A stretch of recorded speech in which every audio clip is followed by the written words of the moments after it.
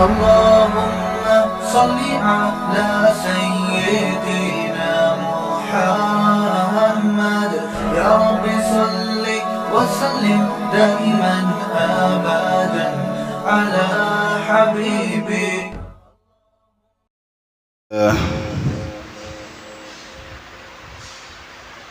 الحمد لله نحمده ونستعينه ونستغفره ونؤمن به ونتوكل عليه ونعوذ بالله من شرور أنفسنا ومن سيئات أعمالنا ونعوذ بالله من شرور أنفسنا ومن سيئات أعمالنا ونعوذ بالله من شرور أنفسنا ومن سيئات أعمالنا من يهد الله فلا مضل له ومن يضلل فلا هادي له ونشهد أن لا إله إلا الله وحده لا شريك له ونشهد أن سيدنا وسندنا ومولانا محمدا عبده ورسوله صلى الله تعالى عليه وعلى آله وبارك وسلم تسليما كثيرا كثيرا. أما بعد فقد قال الله تبارك وتعالى في القرآن المجيد أعوذ بالله من الشيطان الرجيم بسم الله الرحمن الرحيم والفجر وليال عشر والشفع والوتر وقال تعالى فصل لربك وانحر. صدق الله مولانا العظيم وصدق رسوله النبي الكريم ونحن على ذلك من الشاهدين والشاكرين والحمد لله رب العالمين.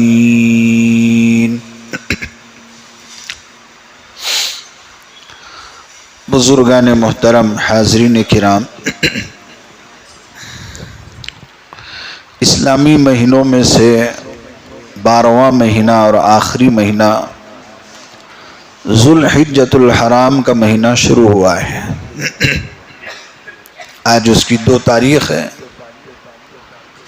اللہ تبارک و تعالی نے اس مہینے کے اندر بہت ہی زیادہ خصوصیتیں اور فضائل جمع فرمائے ہیں. یہ اللہ تبارک و تعالی کی مہربانی ہے کہ وہ اپنے فضل سے، رحم و کرم سے کسی زمانے کو، کسی سال کو، کسی مہینے کو، کسی ہفتے کو یا کسی عشرے کو یا کسی دن کو یا کوئی وقت کو کوئی خاص فضیلت عطا فرماتے ہیں اور اس کے اندر کیے جانے والے کچھ مخصوص اعمال کا ایک خاص اجر و ثواب طے فرماتے ہیں کہ فلاں وقت میں فلاں کام کیا جائے تو اس کا یہ اجر ہوگا، وہی کام دوسرے وقت میں کیا جائے تو اس کا کوئی اجر نہیں ہوگا. حالانکہ تمام دن اللہ نے بنائے، ساری راتیں اللہ نے بنائی، زمانے، صدیہ، سال بھر کا جو بھی نظام ہے سب اللہ کا بنایا ہوا ہے. لیکن چونکہ انسان اپنے فطری طور پر پورا دن پوری رات اللہ کی عبادت میں نہیں گزار سکتا، کبھی کبھی غافل ہو جاتا ہے، دنیا کی ضرورتیں غالب ہو جاتی ہیں، خواہشات غالب ہو جاتی ہیں اور اپنے لہو و لعب اور شوق اور ذوق کے پیچھے انسان پڑ جاتا ہے تو اللہ کی بندگی میں کمی ہو جاتی ہے، اللہ تبارک و تعالی کی عبادت میں کوتاہی ہو جاتی ہے.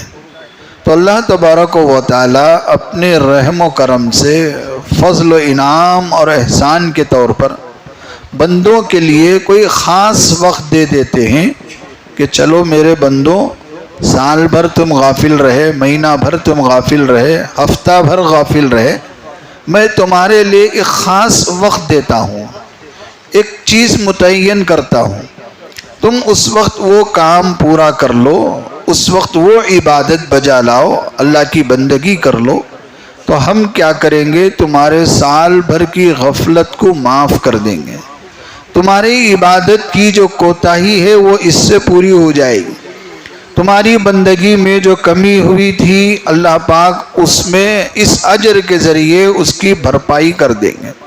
تو یہ اللہ کا خاص انعام ہے کہ اللہ تعالیٰ نے سال بھر کے بلکہ زندگی بھر کی کمی کوتاہیوں کا کفارہ دے دیتے ہیں، اس کی تلافی کے اسباب مہیا فرماتے ہیں۔ مثال کے طور پر اگر کوئی بندہ رمضان کے مہینے میں پورے 30 روزے رکھتا ہے تو اللہ تبارک و تعالیٰ اسے پورے مہینے کے روزوں کے ثواب کے ساتھ ساتھ، جیسا کہ حدیث میں فرمایا، کوئی بندہ رمضان کے 30 روزوں کے ساتھ متصل شوال کے مہینے میں 6 روزے ملا کر رکھ لے تو اسے سال بھر روزہ رکھنے کا ثواب ملے گا، اور اگر بندہ یہ ہر سال کرتا رہے زندگی بھر اسے روزے رکھنے کا ثواب ملے گا۔ تو ہم روزے ایک مہینے میں رکھتے ہیں 30 دن، اور شوال کے 36 روزے ہم سال میں ایک بار رکھتے ہیں، لیکن اللہ تبارک و تعالی اپنے فضل و کرم سے اسے 360 روزے رکھنے کا ثواب دیتے ہیں۔ اسی طرح کوئی بندہ 5 وقت کی نماز پابندی سے پڑھتا ہے جماعت کے ساتھ تو اللہ تبارک و تعالی اسے 50 نمازیں پڑھنے کا پورا ثواب دیتے ہیں۔ تو انعام ہے اللہ کا، یہ احسان ہے کہ کوئی بندہ کسی خاص وقت میں کوئی کام اللہ کے بتائے ہوئے حکم پر کرتا ہے تو اسے زندگی بھر عبادت کرنے کا اجر و ثواب ملتا ہے، اور سال بھر جو کمی کوتاہی ہوئی، غفلت ہوئی اور جو بھی لغزشیں ہوئی اللہ انہیں معاف کر دیتے۔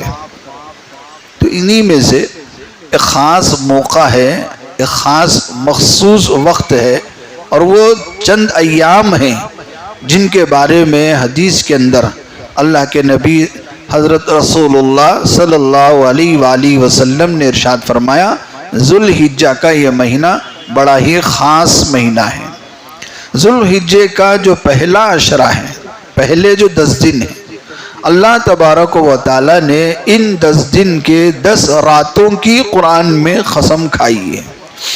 اللہ تبارک و تعالی جب کسی چیز کی قسم کھاتے ہیں تو یہ ظاہر ہوتا ہے کہ اللہ کے نزدیک اس چیز کی بڑی عظمت ہے، ورنہ اللہ تعالیٰ کو قسم کھانے کی کوئی ضرورت نہیں ہے۔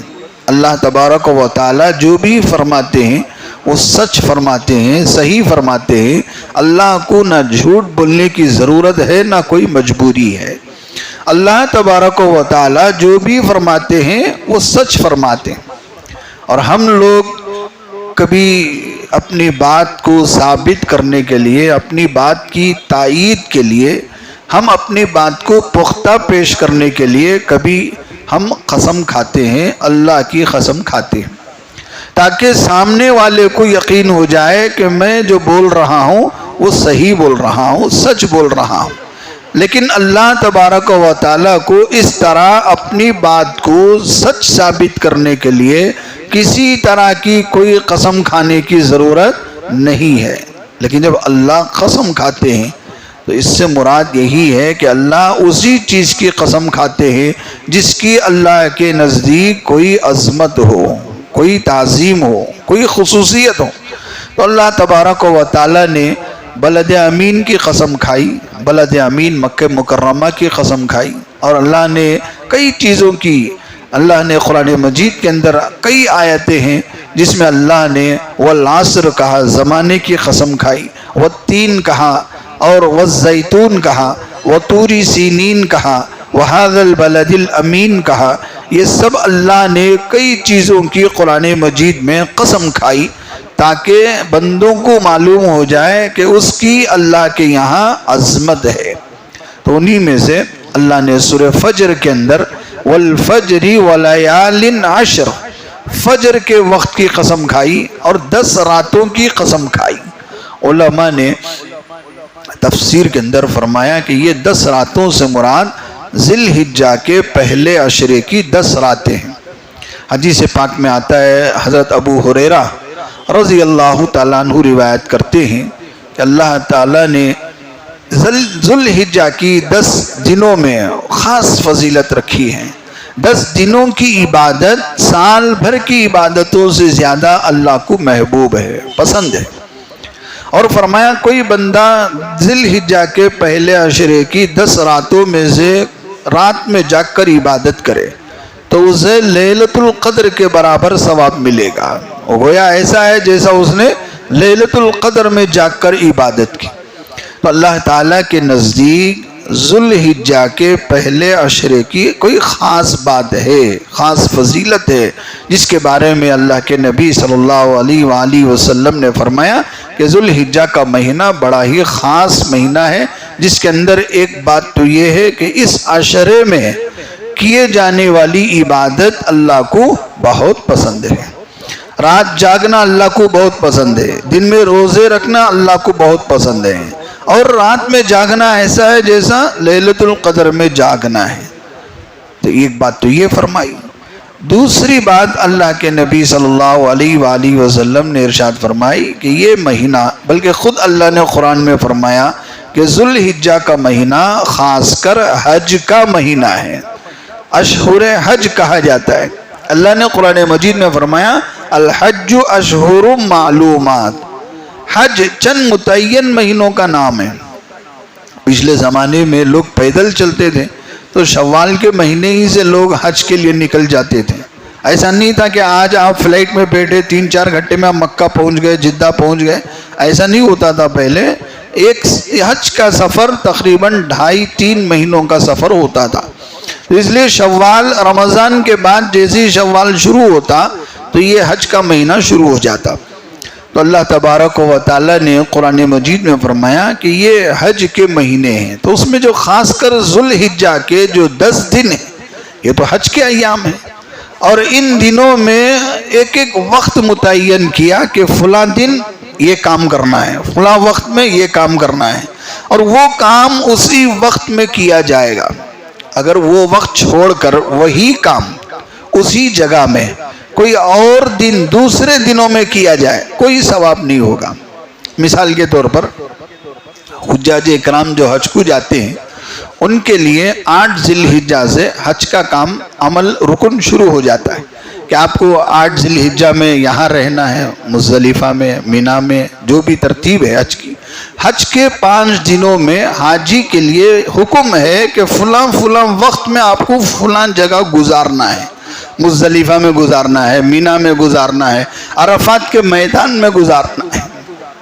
حج کا جو بڑا رکن ہے وہ ہے عرفہ کا دن، 9 ذی الحجہ، جسے یوم عرفہ کہا جاتا ہے۔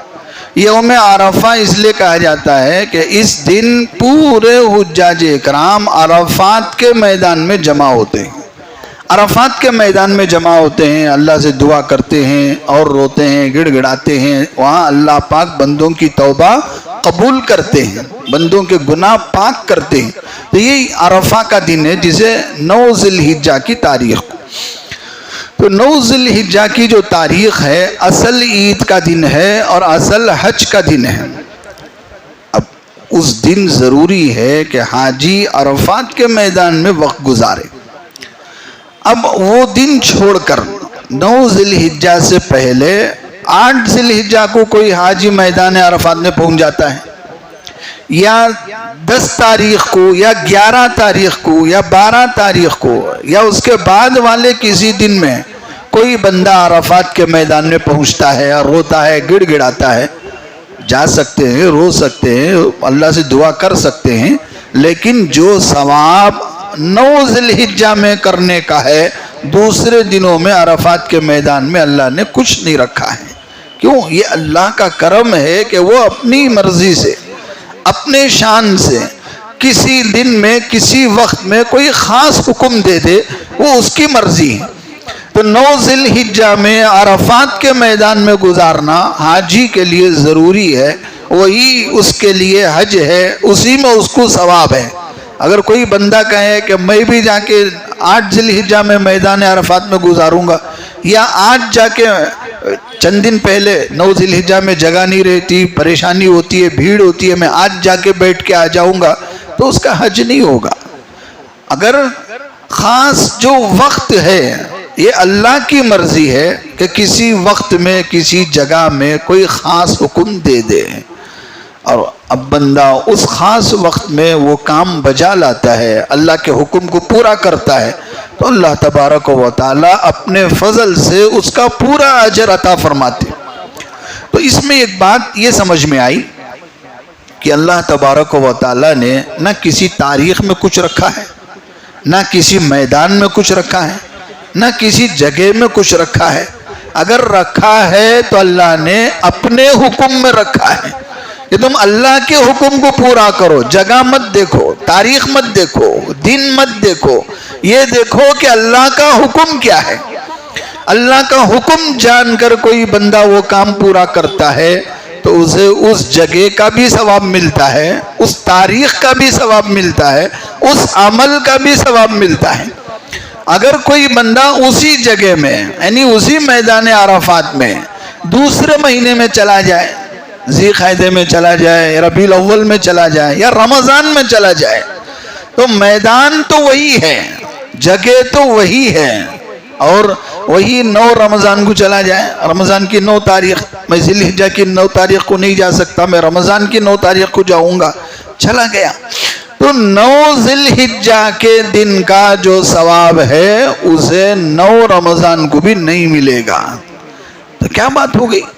بات وہی ہے کہ اللہ نے نہ رمضان میں کچھ رکھا ہے، نہ میدان عرفات میں کچھ رکھا ہے، رکھا ہے کچھ ثواب تو اپنے حکم کے ماننے میں رکھا ہے کہ تم اللہ کے حکم کو مانو، اللہ کی بندگی کرو، جگہ سے کوئی لینا دینا نہیں ہے، تاریخ سے کوئی لینا دینا نہیں ہے، دن یا رات سے کوئی لینا دینا نہیں ہے، آپ کا کام ہے بندے ہو اللہ کی بندگی کرو، اللہ کے حکم کو مانو۔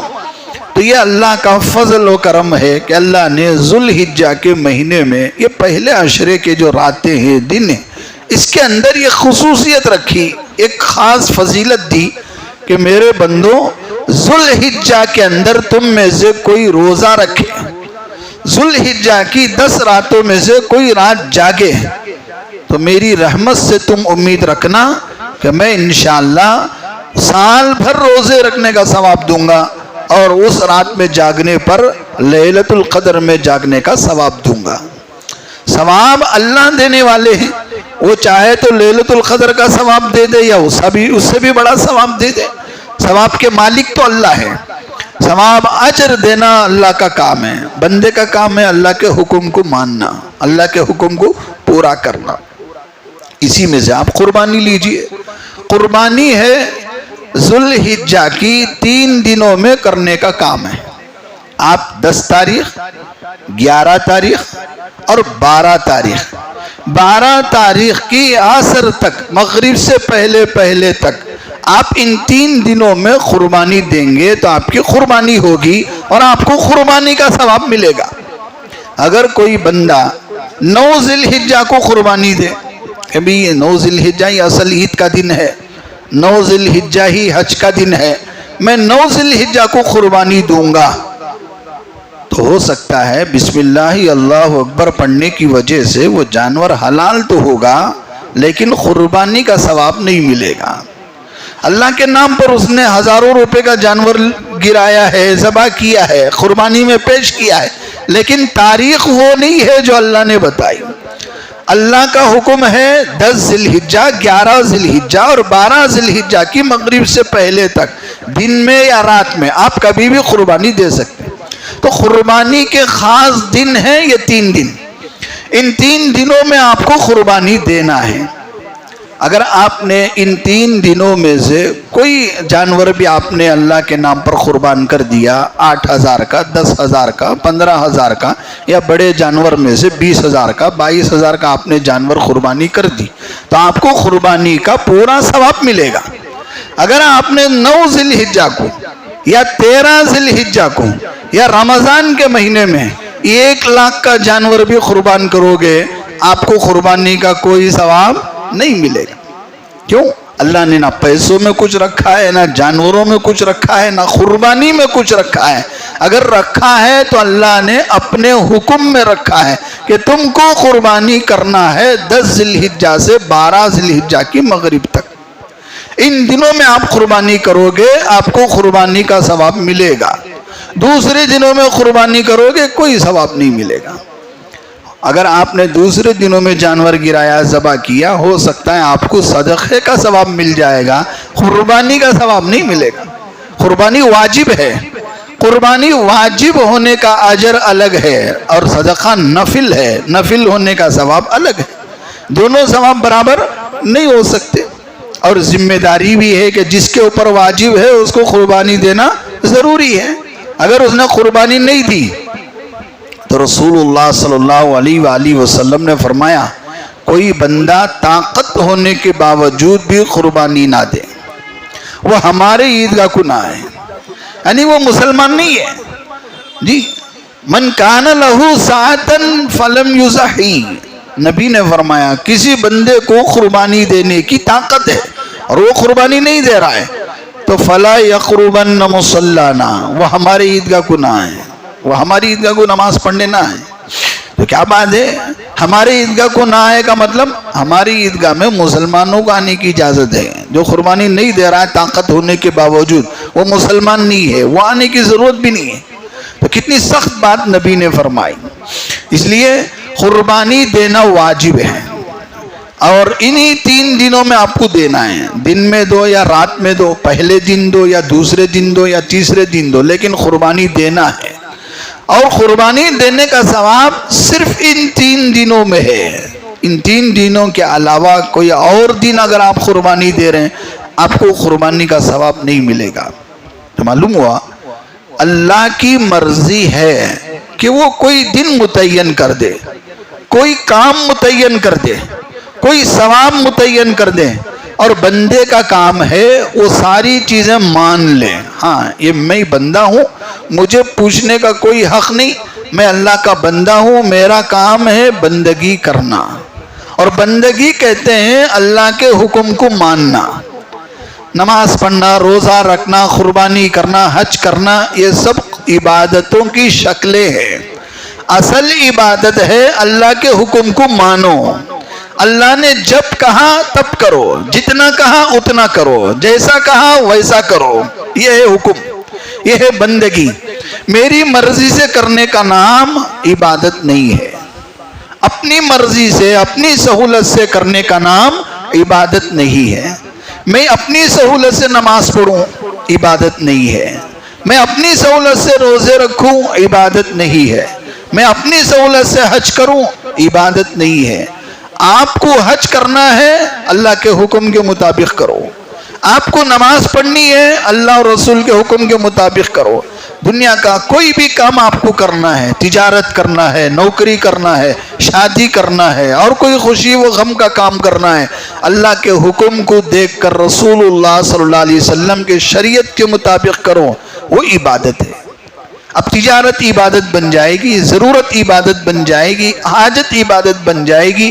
کیوں؟ اس کے اندر اللہ کا حکم ہے، رسول اللہ صلی اللہ علیہ وسلم کی شریعت کا لحاظ ہے.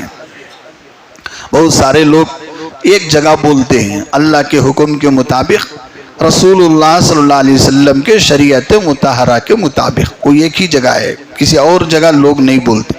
نہ امام صاحب بولتے ہیں نہ اور کوئی دوسرا آدمی بولتا ہے. صرف ایک ہی جگہ ہے، وہ جگہ ہے نکاح کے دفتر کے سامنے ہوتے وقت. نوشو سامنے ہوتا ہے، امام صاحب کے سامنے دفتر ہوتا ہے، تو خطبہ پڑھنے کے بعد اب امام صاحب یہ جملہ بولتے ہیں اللہ کے حکم کے مطابق، حضرت رسول اللہ صلی اللہ علیہ وسلم کے شریعت مطہرہ کے مطابق. اب آگے کے ساری تفصیلات آتے ہیں، نوشوں کا نام، عرس کا نام، مہر جو بھی ہے سب بولتے ہیں.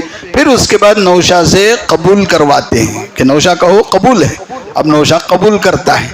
تو یہ جو اس اللہ کا حکم ہے، نبی کی شریعت ہے، صرف یہاں تک ہے.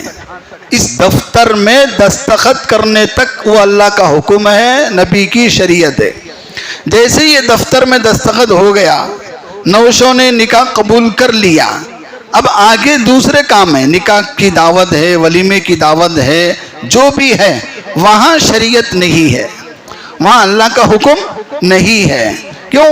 اللہ کا حکم اور نبی کی شریعت امام صاحب نے صرف دفتر میں دستخط کراتے وقت کہا ہے، کوئی اور جگہ نہ امام صاحب کہتے ہیں، کوئی اور کہتا ہے، کوئی مفتی کہتا ہے، کچھ نہیں کہتا، اور بندوں کو اس کا استحضار بھی نہیں رہتا، اس کا خیال بھی نہیں رہتا کہ مجھے جس طرح اللہ کا حکم، نبی کی شریعت، مسجد میں اس کا لحاظ کرنا ضروری ہے، مجھے شادی محل میں بھی اس کا لحاظ کرنا ہے، گھر میں بھی اس کا لحاظ کرنا ہے، لیکن کہیں بھی اس کا لحاظ نہیں ہوتا، صرف مسجد میں ہوتا ہے، دفتر میں دستخط کرنے تک ہوتا ہے۔ جیسے دستخط ہو گیا، اس کے بعد اب اتنے آزاد ہو جاتے ہیں، اتنے آوارہ ہو جاتے ہیں کہ ان کو کوئی پوچھنے والا نہیں ہوتا، وہ سمجھتے ہیں کہ ہم اب آزاد ہو گئے۔ تو معلوم ہوا کوئی بھی ضرورت، آپ کوئی بھی کام اللہ اور رسول کے حکم کے مطابق کرو، وہ عبادت ہے۔ اگر اللہ اور رسول کے حکم کے خلاف کوئی کام کرو گے تو عبادت بھی عبادت نہیں ہے، نماز بھی اب عبادت نہیں رہے گی، اللہ کا حکم نہیں ہوگا، نبی کی شریعت نہیں ہوگی۔ اللہ اور رسول کے حکم کے مطابق اگر آپ حج نہیں کرو گے، حج بھی عبادت نہیں ہوگی۔ اللہ اور رسول کے حکم کے مطابق قربانی نہیں کرو گے تو قربانی بھی عبادت نہیں ہوگی۔ کسی بھی عبادت میں عبادت کا ثواب تب ملتا ہے جب اللہ اور رسول کا حکم پورا ہوتا ہے۔ یہی اللہ تعالیٰ چاہتے ہیں کہ میرے بندے فلاں وقت میں، فلاں موقع پر میں انہیں ایک موقع دیتا ہوں کہ ہم نے رمضان دے دیا، ہم نے شعبان دے دیا، ہم نے لیلۃ القدر دے دیا، ہم نے شب برات دے دی، ہم نے یہ دیا وہ دیا، جو بھی اللہ نے مواقع دیے، ان موقعوں میں سے ایک موقع ہے ذوالحجہ کا یہ عشرہ، اب جو چل رہا ہے ذوالحجہ کا یہ عشرہ، اللہ تبارک و تعالیٰ کی ایک خاص عنایت ہے، خاص انعام ہے بندوں کے لیے۔ فرمایا ذوالحجہ کے عشرے میں جو عبادت کی جاتی ہے، روزے رکھتے ہیں اور کوئی خاص عبادت، تلاوت کی جاتی ہے، مدد کی جاتی ہے، اللہ کو خوش کیا جاتا ہے، نماز پڑھی جاتی ہے، اللہ تبارک و تعالیٰ کو یہ عبادت اور دنوں سے زیادہ بہت پسند ہے۔ ذوالحجہ میں عبادت اللہ کو بہت پسند ہے۔ ذوالحجہ کے اس عشرے میں خیرات کرنا اللہ کو بہت پسند ہے، قرآن پڑھنا اللہ کو بہت پسند ہے، روزے رکھنا اللہ کو بہت پسند ہے جی، اور جو بھی کام بھلائی کے کام ہے اس عشرے میں کرنا دوسرے دنوں کے مقابلے میں اور زیادہ اللہ کو پسند ہے۔ اس کا مطلب یہ نہیں ہے کہ دوسرے دنوں میں کرنے کا اللہ کو پسند نہیں ہے، بلکہ اللہ کو تمام دنوں میں بندگی کرنا اللہ کو پسند ہے، لیکن ذوالحجہ کی خاص بات ہے کہ ذوالحجہ کے اس عشرے میں کرنا اللہ کو اور زیادہ پسند ہے۔ تو اس میں آپ پہلے عشرے میں جتنی طاقت ہو اتنے روزے رکھو، 10 رکھ سکتے ہیں 10 رکھو، 5 رکھ سکتے ہیں 5 رکھو، 3 رکھ سکتے ہیں تو 3 رکھو، یا کم از کم 9 ذوالحجہ کا ایک روزہ رکھو۔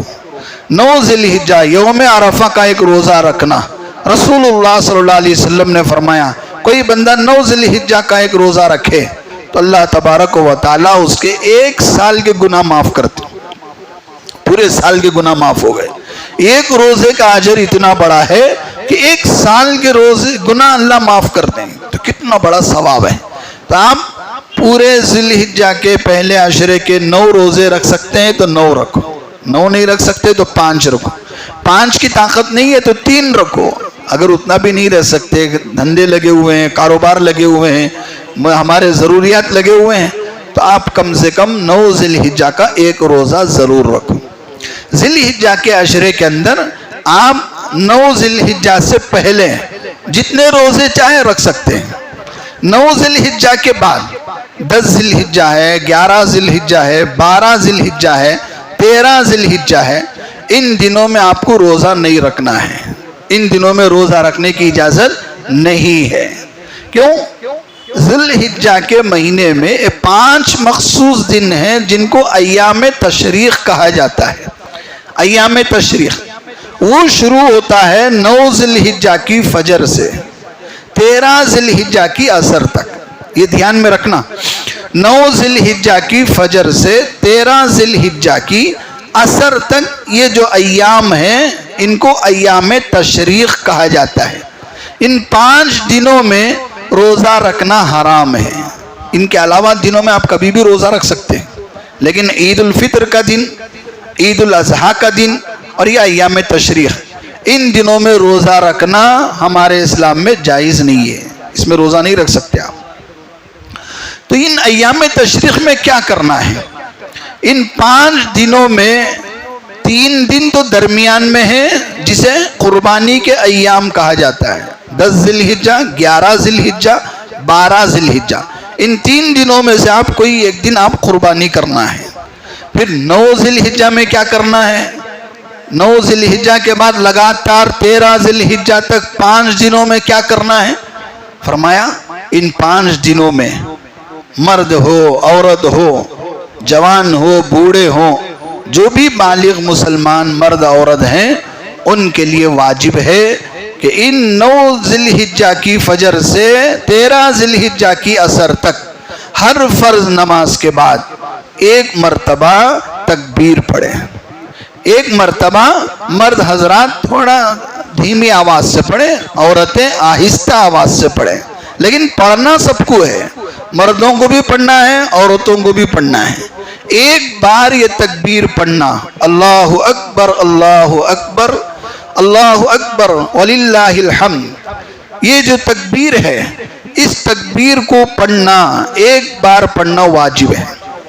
آپ تکبیر ہم ماشاءاللہ ہر سال پڑھتے ہیں، عید الاضحیٰ کے وقت بھی پڑھتے ہیں، عید الفطر کے وقت بھی پڑھتے ہیں کہ آپ پڑھتے ہیں اللہ اکبر لا الہ الا اللہ واللہ اکبر وللہ الحمد۔ یہ پوری تکبیر آپ کو ایک بار پڑھنا واجب ہے۔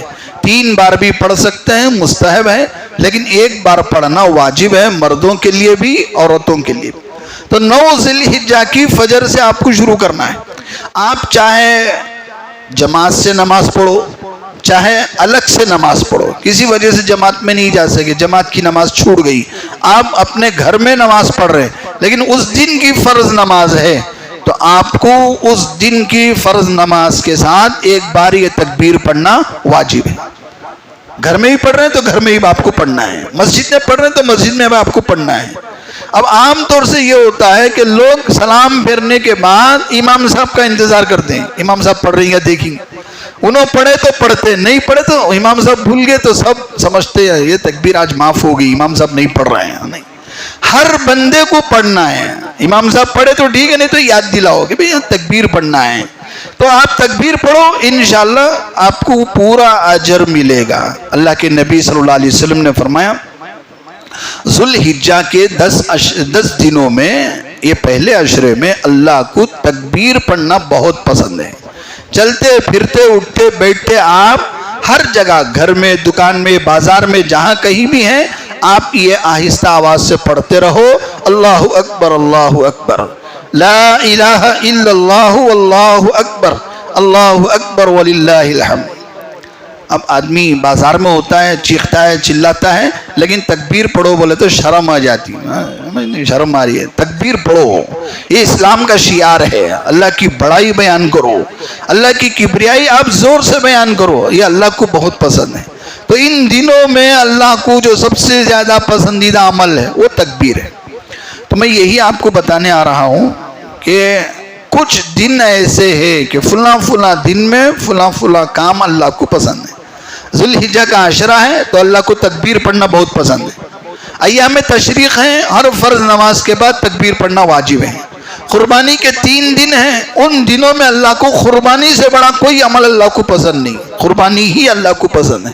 تو خاص دن ہیں، خاص ایام ہیں جن میں اللہ نے کچھ حکم دیے، احکامات دیے، کچھ فرائض اور واجبات دیے، ان کو پورا کر لو، اللہ راضی ہو جائیں گے، اللہ خوش ہو جائیں گے، اللہ تعالیٰ پورا اجر عطا فرمائیں گے۔ صحابہ نے پوچھا تھا یا رسول اللہ صلی اللہ علیہ وسلم یہ قربانی کیا چیز ہے؟ تو فرمایا یہ تمہارے جد امجد حضرت ابراہیم علیہ السلام کی سنت ہے۔ وما لنا فیہا یا رسول اللہ، ہمیں اس قربانی میں کیا ملے گا؟ صحابہ نے پوچھا ہم قربانی کریں گے تو ہم کو کیا ملے گا؟ تو رسول اللہ صلی اللہ علیہ وسلم نے فرمایا 2 فائدے ملیں گے۔ ایک فائدہ یہ ہوگا کہ آپ کو قربانی کے جانور میں جتنے بال ہیں ہر بال پر ایک نیکی ملے گی، ہر بال پر ایک نیکی ملے گی، اور ہر بال کے برابر ایک ایک گناہ معاف ہوگا۔ دو فائدے ہیں، ایک نیکی مل رہی ہے اور ایک گناہ معاف ہو رہا ہے۔ اب آپ اندازہ نہیں لگا سکتے کہ جس جانور کی آپ قربانی دے رہے ہیں اس کے بدن میں کتنے بال ہیں، نہ گن سکتے ہیں نہ شمار کر سکتے ہیں، آپ گن نہیں سکتے۔ جس طرح آپ تاروں کو نہیں گن سکتے اس طرح جسم کے بال کو بھی نہیں گن سکتے، لیکن نبی نے فرمایا کہ ہر بال پر ایک نیکی ملے گی، قربانی کا یہ ثواب ہے۔ اللہ تعالیٰ کو بہت پسند ہے، اس لیے ان دنوں میں سب سے افضل عمل ہے قربانی کے دنوں میں قربانی کرنا۔ تو یہ اللہ کا انعام ہے کہ وہ جب چاہے کوئی خاص بات رکھ دے، کوئی خصوصیت رکھ دے اور کوئی خاص اجر طے کر دے کہ فلاں وقت میں فلاں کام کیا جائے گا تو میری طرف سے یہ اجر ملے گا۔ تو یہ بندوں کے لیے اللہ کی طرف سے ایک بڑا انعام ہے، ورنہ رات دن اللہ کے بنائے ہوئے سب ایام برابر ہیں، سب رات دن، سورج نکلتا ہے تو دن آتا ہے، سورج ڈوب جاتا ہے تو رات آتی ہے، یہ روزانہ قیامت تک نظام چل رہا ہے۔ اب چاہے ہفتہ ہو، چاہے جمعہ ہو، چاہے اتوار ہو، سارے دن اللہ کے بنائے ہوئے ہیں، اور 12 مہینے ہیں، چاہے ذوالحجہ ہو، چاہے ربیع الاول ہو، چاہے رمضان ہو کہ شعبان ہو، پورے 12 مہینے اللہ کے بنائے ہوئے ہیں۔ لیکن اللہ کی شان ہے، اللہ کی مرضی ہے کہ وہ چاہے کسی مہینے میں، کسی وقت میں، یا کسی دن میں، یا کسی عشرے میں کوئی خاص فضیلت دے دے، کوئی خاص عمل دے دے کہ یہ وقت میں یہ کام کرو تمہیں یہ اجر ملے گا، اور وہ وقت ٹل جائے، وہ وقت نکل جائے، وہی کام اسی جگہ پر کرو گے کوئی ثواب نہیں ملے گا۔ جیسے میں نے شروع میں کہا کہ 9 ذی الحجہ کو سارے حجاج کرام میدان عرفات میں گزارتے ہیں، یہ وہ ضروری ہے، وہ حج ہے، ورنہ حج نہیں ہوگا۔ اللہ کے نبی صلی اللہ علیہ وسلم نے فرمایا جب حاجی تھوڑی دیر کے لیے عرفات میں گزار لیتا ہے، روتا ہے، معافی مانگتا ہے، اللہ پاک اس کی توبہ قبول کرتے ہیں، اس کے گناہ معاف ہو جاتے ہیں۔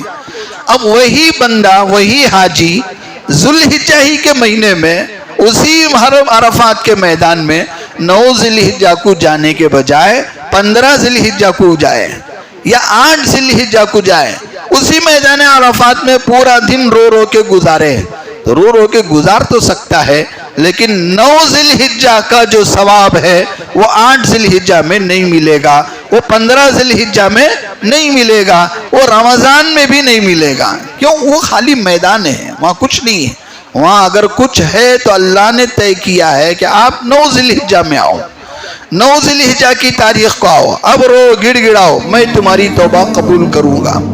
تو پھر 9 ذی الحجہ میں ویسا کیا ہے؟ سورج نئے طور سے آتا ہے، سورج نئے طور سے نکلتا ہے؟ نہیں، روزانہ کی طرح 9 ذی الحجہ کو بھی سورج ویسے ہی آتا ہے جیسے دوسرے دنوں میں آتا ہے، لیکن اللہ کی شان ہے، وہ اللہ کی مرضی ہے، اللہ کا منشا ہے کہ وہ جب چاہے کوئی خاص اجر طے کر دیں۔ آپ رمضان سے علاوہ کو دوسرے دنوں میں تراویح پڑھنے کے لیے آئے تو ایک بات تو آپ کو تراویح پڑھانے والا نہیں ملے گا۔ اگر آپ بھی اپنے طور سے تراویح پڑھنے لگو گے تو تراویح کا وہ ثواب نہیں ملے گا جو رمضان کے مہینے میں ہے۔ تو بھئی خاص عبادتیں ہیں، خاص موقعوں پر کی جاتی ہیں، تو آپ قربانی کے دنوں میں قربانی کرو گے تو قربانی کا ثواب، 9 ذی الحجہ میں عرفات میں آؤ گے تو وہ حج کا ثواب، جو خاص اللہ نے حکم دیا ہے اس میں عمل پیرا ہونا یہ بندگی ہے۔ یہی شروع سے سمجھانے کی کوشش ہو رہی ہے کہ اللہ تعالیٰ نے نہ کسی تاریخ میں کچھ رکھا ہے، نہ کسی مقام میں کچھ رکھا ہے، نہ کسی کوئی عمل میں کچھ رکھا ہے۔ اگر کسی میں کچھ رکھا ہے تو اللہ اپنے حکم کے ماننے میں رکھا ہے۔ یہ بھائی آپ پہلے اللہ کے حکم کو مانو، اللہ کی بندگی کرو، بندے ہو بندگی پہ آ جاؤ۔ اسی طرح صرف بعض ذی الحجہ کی نہیں، حج کی نہیں، نماز کی نہیں، روزے کی، زکوٰۃ کی نہیں، تمہارے زندگی کے ہر شعبے میں اللہ کے حکم کو لے کر آؤ، پھر دیکھو ہم تمہیں کس طرح بندگی کا ثواب دیتے ہیں، بندگی کا اجر دیتے ہیں۔